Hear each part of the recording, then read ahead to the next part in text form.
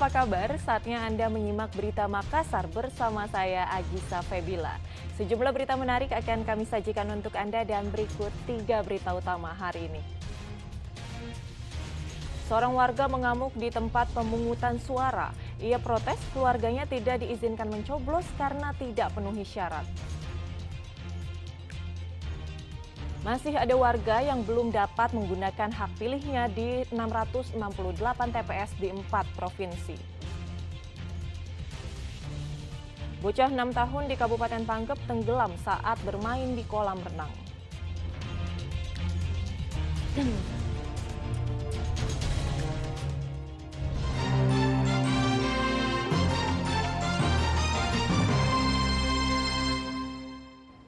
Seorang warga mengamuk di tempat pemungutan suara 12 Lagaligo, Kecamatan Nuara, Kota Palopo. Pelaku tidak terima saat petugas di TPS tidak mengizinkan keluarganya untuk mencoblos karena belum mendapatkan surat keterangan pindah tempat memilih.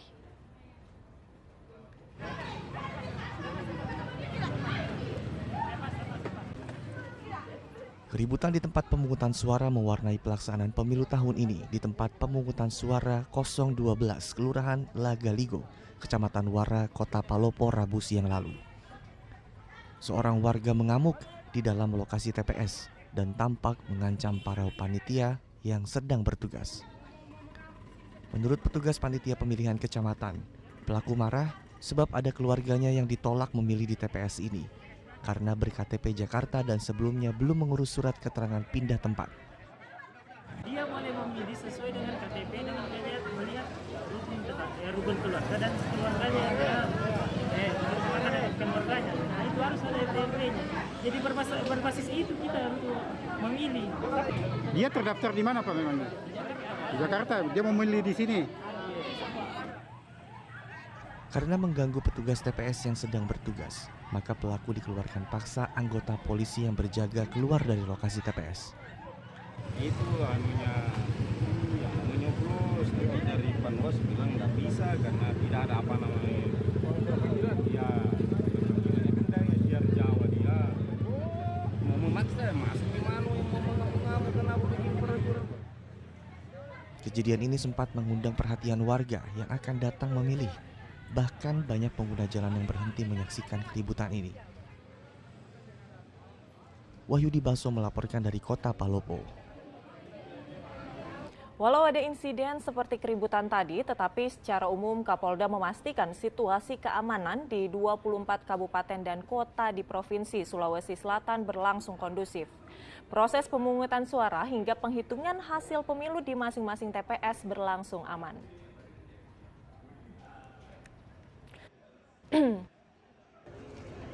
Hingga hari kedua usai pelaksanaan pemungutan suara, kondisi keamanan di Sulawesi Selatan dinilai berjalan aman dan terkendali. Belum ada laporan mengenai adanya kejadian-kejadian yang menonjol yang berdampak pada pemungutan suara termasuk kejadian bencana alam. Hal ini diapresiasi oleh Kapolda yang memantau pelaksanaan pemilu. Kapolda turut memberikan apresiasi kepada masyarakat yang turut menjaga jalannya proses pemilu 2024 berjalan lancar dan aman. Ingin menyampaikan terima kasih dan apresiasi yang setinggi-tingginya kepada seluruh elemen masyarakat, kepada masyarakat yang telah mendukung sehingga pelaksanaan proses pemungutan suara ini bisa berjalan dengan lancar. Tinggal kita menunggu hasil. Nah, tentu setelah ini akan ada proses-proses selanjutnya, terutama di panitia pemilu kecamatan PPK. Nah, mudah-mudahan ini juga bisa berjalan dengan lancar. Meski berjalan seperti yang diharapkan, namun pihak kepolisian tetap melakukan langkah persuasif dan preventif untuk mencegah potensi gangguan yang mungkin muncul pasca pemungutan suara. Kapolda berharap bila ada pihak yang tidak terima dengan hasil pemungutan suara, untuk tidak melakukan hal-hal yang dapat mengganggu situasi keamanan dan kenyamanan, melainkan dengan menempuh mekanisme hukum yang berlaku. Raisa Habu melaporkan dari Makassar. Ratusan warga binaan di rumah tahanan Sinjai menyalurkan hak pilihnya untuk mencari pemimpin Indonesia ke depan. Untuk menarik perhatian para warga binaan, petugas menggunakan pakaian adat Bugis. Dari balik tembok penjara, sebanyak 250 orang warga binaan di rumah tahanan Sinjai Rabu pagi menggunakan hak suaranya untuk mengikuti pemilu 2024. Warga binaan ini terlihat antusias untuk memberikan hak suaranya di TPS 901 yang merupakan TPS khusus karena berada di dalam area rutan. Seluruh petugas di TPS ini merupakan petugas rutan yang sebelumnya telah mengikuti BIMTEK di KPU Sinjai. Untuk menarik perhatian para warga binaan, petugas menggunakan pakaian adat Bugis. Sementara dalam pengamanan di dalam rutan tetap diperketat dengan eskalasi personel dari Polres Sinjai dan juga petugas rutan. Yang memilih di TPS khusus 901 adalah warga binaan pemasyarakatan Rutan Sinjai. Tidak ada warga dari luar, Pak, untuk memilih? Tidak ada, semua adalah warga binaan pemasyarakatan Rutan Sinjai. Berapa jumlahnya, Pak? Hari ini jumlah warga binaan pemasyarakatan di Rutan Sinjai sejumlah 250 orang. Walau menjalani masa tahanan, para narapidana juga masih mempunyai hak untuk ikut dalam pemilu. Hal ini diatur dalam Undang-Undang Nomor 22 Tahun 2022. Semua narapidana yang telah memenuhi persyaratan tertentu berhak ikut dalam pemilu.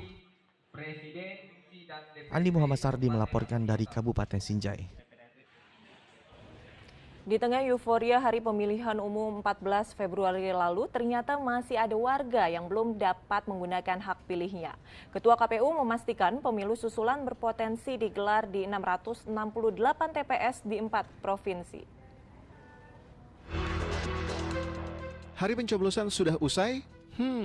Tunggu dulu. KPU menyebut pemungutan suara susulan bakal digelar di lebih dari 600 TPS.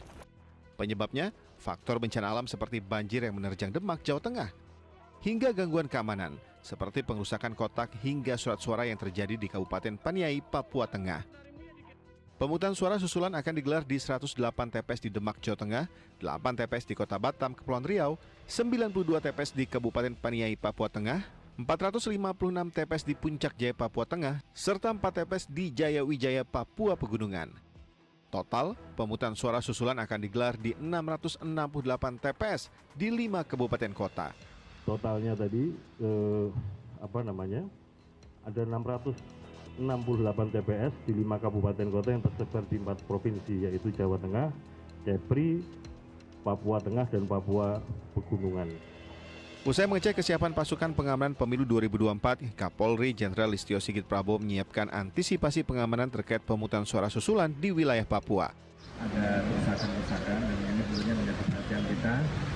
Kemudian TPS yang terkena sehingga kemudian harus direlokasi. Selain faktor eksternal, pemilu 14 Februari juga masih diwarnai dengan sejumlah kendala teknis. Di antaranya surat-surat tertukar hingga kurangnya logistik pemungutan dan perhitungan suara. Tim Liputan SCTV melaporkan. Hasil hitung cepat pemilu 2024 menunjukkan kemenangan kepada paslon Prabowo Gibran. Lalu bagaimana tanggapan para capres dan cawapres terhadap hasil hitung cepat itu? Berikut pernyataan mereka.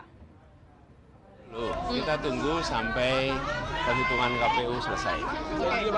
Ini jangan buru-buru, masih santai, masih panjang. Jangan kita buru-buru. Siap. Panis, panis dikit. Kalau misalnya udah nih jadinya satu putaran Panis gak menang, and then what's next? Sebelum sampai what next, kita lihat dulu sampai selesai semuanya, ya. Kita tunggu, jangan buru-buru, jangan buru-buru menyimpulkan. Kita hormati proses dan kita hormati proses di KPU sampai semua selesai. Oke? Tapi Pak Anies positive thinking berarti Pak Anies? Selalu positif, dari dulu positif. Ya, sekali lagi kita tunggu sampai penghitungannya selesai. Ya. Dibikin santai aja dan yang paling penting situasi aman, terkendali. Apa yang diberitakan dan tentu penghitungan akhir nanti sampai Maret.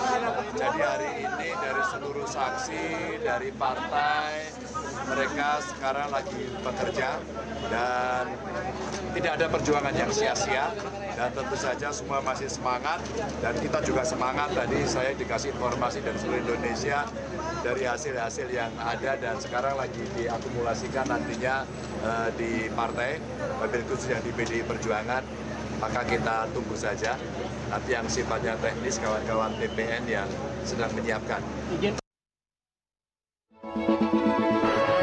ingin kesulitan ini berubah menjadi kemudahan. Saya komit, saya siap melanjutkan semua strategi untuk menjaga demokrasi berjalan dengan baik.